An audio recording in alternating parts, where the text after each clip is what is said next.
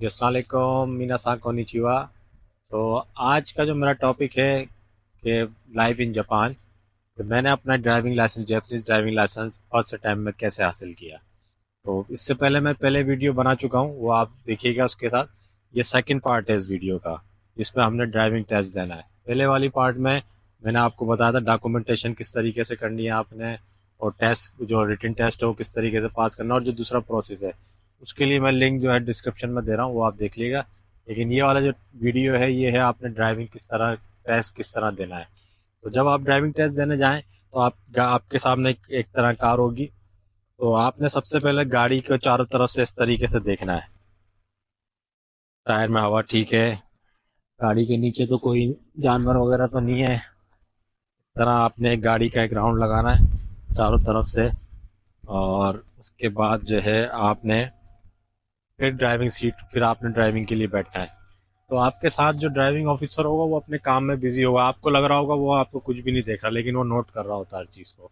तो अब मैं आपको दिखाऊंगा कि आपने जो आपका ड्राइविंग टेस्ट होगा उसमें आपने कार किस तरीके से चलानी है और किन किन बातों का ख्याल रखना है। ठीक है, गाड़ी में बैठे तो सबसे पहले आप जब डोर ओपन करें तो आपने ऐसे उधर देखना उस तरफ से कि कोई आ तो नहीं रहा, इस तरीके से आपने। उसके बाद आपने सबसे पहला काम जो आपने करना है, आपने अपना सीट बेल्ट बांधना है। ठीक है, उसके बाद आपने अपनी सीट एडजस्ट करनी है लाजमी तौर पे, भले वो सही भी हो लेकिन आपने थोड़ा सा उसको आगे पीछे मूव करके इस तरह करना है। फिर आपने सेकंड काम ये करना है कि आपने मिरर अपना सेट करना है। फिर आपने इस वाले मिरर को देखना है, इस वाले मिरर को देखना है। ठीक है, उसके बाद आपने ये देखना आपके हाथ बिल्कुल सही है, पाँव बिल्कुल स्ट्रेट आ रहे हैं। उसके बाद जो है आपने ड्राइवर ऑफिसर से पूछना है, वो आपको बताएगा कि आपने अभी स्टार्ट करनी है गाड़ी, किस तरह करना। फिर आपने इंजन स्टार्ट करके गियर आपने करके हैंड ब्रेक आपने हटाना है। उसके बाद जो है आपने गियर पे ला के उसके बाद आपने इधर देखना है, ऐसे देखना है, ऐसे देखना है, इसमें देखना है, इसमें देखना है, इंडिकेटर देना है। अगर सीधा जाना है तब आपने बिल्कुल सीधा जाना है, और फिर आपने आराम आराम से इस तरीके से आपने चलना है, आराम आराम से बिल्कुल। और इसकी इंस्ट्रक्शन को फॉलो करना है। वो जैपनीज में बात करेगा, आपने थोड़ी बहुत आपको जैपनीज में आनी चाहिए। सबसे पहले आप काउंटिंग वगैरह इसकी तरफ आए, आप रोड की तरफ। तो आपने काउंटिंग वगैरह ज़रूर सीख लिएगा, इचीनी सान योन गो रोकू नाना हाची क्यो जू, जो नंबर्स वगैरह होते हैं। और हिदारी और मिदारी, ये लाजमी आपने याद रखना है। हिदारी लेफ़्ट को कहते हैं, मिदारी राइट को कहते हैं। हिदारी में कहते हैं कुदासाई टर्न राइट, और हिदारी में कहते हैं कुदासाई टर्न लेफ्ट, और बिगिनी में कहते हैं कुदासाई जो है वो टर्न राइट को कहते हैं। ठीक है, अब आपने जैसे मैं इधर टर्न कर रहा हूँ तो मैं सबसे पहले देखूंगा कि तरफ से कोई आ तो नहीं रहा। रोड की तरफ आए, रोड को फॉलो करें सिर्फ। ठीक है, आपने इधर देखा उधर देखा, दाएं देखा बाएं देखा, उसके बाद आपने जो है आराम से आप ले गए।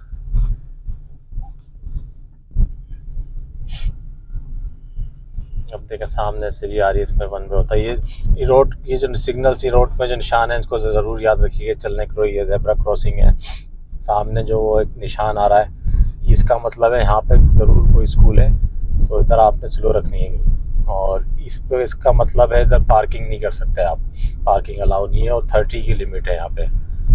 तो इसमें स्पीड आप 30 से ज़्यादा नहीं रख सकते। आगे देखें एक और फिर वही निशान आ रहा है स्कूल्स का, चिल्ड्रंस का। तो ये निशानात आते हैं उसमें भी, टेस्ट में भी, उसमें आपने याद रखना है। और आपने स्लो रखनी है अपने ना स्पीड को, ज़्यादा तेज़ नहीं रखना, स्लो नॉर्मल रखनी है। अब जैसे ये गुजरने लगे हैं तो हमने सबसे पहले जो है इनको रास्ता देना होता है।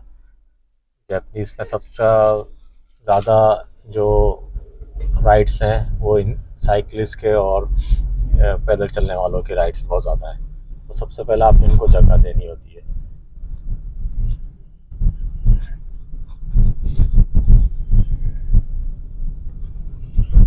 अभी हमारे शायद रास्ते में रेलवे क्रॉसिंग नहीं आएगी, तो लेकिन रेलवे क्रॉसिंग अगर वो आपके टेस्ट में आए तो आपने लाजमी रेलवे क्रॉसिंग क्रॉस करने से पहले 3 सेकंड आपने ज़रूर अपनी गाड़ी को स्टॉप करना है वहाँ पे।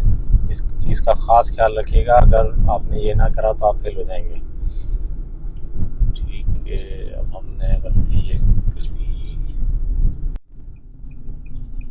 तो आपने अपनी लाइन का ख्याल रखना है और इस लाइन से पहले आपने गाड़ी को स्टॉप करना है। तो सिग्नल के साथ जैसे बाज़ दफ़ा ऐसी लाइट्स भी होती हैं, जैसे लेफ़्ट या राइट साइड पे आपको छोटी सी एक लाइट नज़र आ रही होगी, तो बाज़ दफ़ा ऐसा होता है कि वो अलग से उसके लिए राइट या लेफ़्ट के लिए वो आपको अगर टर्न करना है तो उसके लिए अलग से फिर वो ऑन होती है। तो इस बाज़ दफ़ा ऐसे सिग्नल्स भी होते हैं टेस्ट में। या देखिए ये रोड जब आपका टेस्ट होगा उसमें भी इस तरह के होंगे कि आपने स्ट्रेट जाने के लिए इस वाली लाइन में रहना है, अगर आपने लेफ्ट में जाना है तो उस वाली लाइन पे आपने रुकना है। तो उस चीज़ का ख्याल रखिएगा। बीच में एक ज़रूर एक रास्ता देते हैं वो, इसमें आपको उस तरफ मुड़ना है तो आपने उस वाली लाइन में खड़ा होना है। अगर आप गलत लाइन में खड़े हुए तो आपके लिए मुश्किल होगी फिर टेस्ट में पास करना आपके लिए। ठीक है। बाज़ दफ़ा रोड के दो साइड पे सिग्नल्स होते हैं, जैसे एक तो सीधा जाने का सिग्नल्स है और एक अगर कोई गली से आ रहा है उस तरफ से उसको जाना है तो उसके लिए सिग्नल खुला हुआ होता है, तो लेफ़्ट या राइट टर्न कर सकता है। जैसे अभी गाड़ी ये टर्न करके गई है क्योंकि हमें स्ट्रेट जाना है, तो हम नहीं जा सकते क्योंकि हमारे लिए सिग्नल बंद है, लेकिन उसका सिग्नल वहाँ से खुला हुआ था वो स्ट्रेट भी जा सकता है और लेफ़्ट और राइट भी टर्न कर सकता है। तो एक चीज़ का और ख़्याल रखना है आपने, जैसे ये लाइन होती है ना जैसे सिग्नल्स की तरफ या पार्किंग की तरफ एक लाइन होती है स्ट्रेट लाइन वाइट कलर की, आपने उससे पहले ही स्टॉप करनी है गाड़ी को। उस चीज़ का आपने ख्याल रखना बहुत टेस्ट में भी, कि वो आपसे जब पार्क करवाएगा ना टेस्ट के बाद, तो आपने उस लाइन से पहले बिल्कुल साइड पे एक तरह स्ट्रेट करके बिल्कुल पार्क करनी है। बाज़ दफ़ा मैंने देखा कि कुछ लड़कों ने इस चीज़ का ख्याल नहीं करा, उन्होंने पार्किंग करते वक्त उन्होंने, क्योंकि उनका टेस्ट अच्छा हुआ, उन्होंने देखा कि कोई मसला नहीं हुआ, तो पार्किंग के टाइम उन्होंने बिल्कुल पार उस लाइन को क्रॉस करके कार पार्क कर दी, जिस पे उनको फेल कर दिया गया। जब आपने स्टॉप करनी हो कार, तो आपने इस चीज़ का ख़ास ख्याल रखना है कि आपने जो है उसको पहले करना है पार्क। अभी रेलवे क्रॉसिंग आ गई है तो इसको देखते हैं। देखिए रेलवे क्रॉसिंग जब भी आए तो आपने उसको ऐसे क्रॉसिंग से लाइन से पहले आपने स्टॉप करना है, उसको 3 सेकंड कम से कम आपने उसको स्टॉप करना और दाएं-बाएं देख के फिर उसको क्रॉस करना है। ये इसका असूल है जापान का। कहीं भी आप गाड़ी चलाएं जापान में तो आपने करना, टेस्ट में भी अगर आपकी रेलवे क्रॉसिंग आए तो आपने इस चीज़ का ख़ास ख्याल रखना। और स्टॉप का जब भी साइन आए, तो गली में अक्सर होता है और नीचे रोड पे भी लिखा होता है तुम्हारी स्टॉप, तो उस स्टॉप पे भी आपने 3 सेकंड के लिए रोकना होता है। और जब आप किसी कार को क्रॉस करें, या वहाँ पे ड्राइविंग टेस्ट में काफ़ी 3-4 कार्स या 5-6 कार एक साथ होती हैं, अलग-अलग उसमें टेस्ट हो रहे होते हैं, तो आपने जो है वो क्रॉस करनी है कार को या साइकिल्स को, तो आपने फासले के साथ क्रॉस करनी होती है। जापान में इस चीज़ को बहुत अहमियत दी जाती है।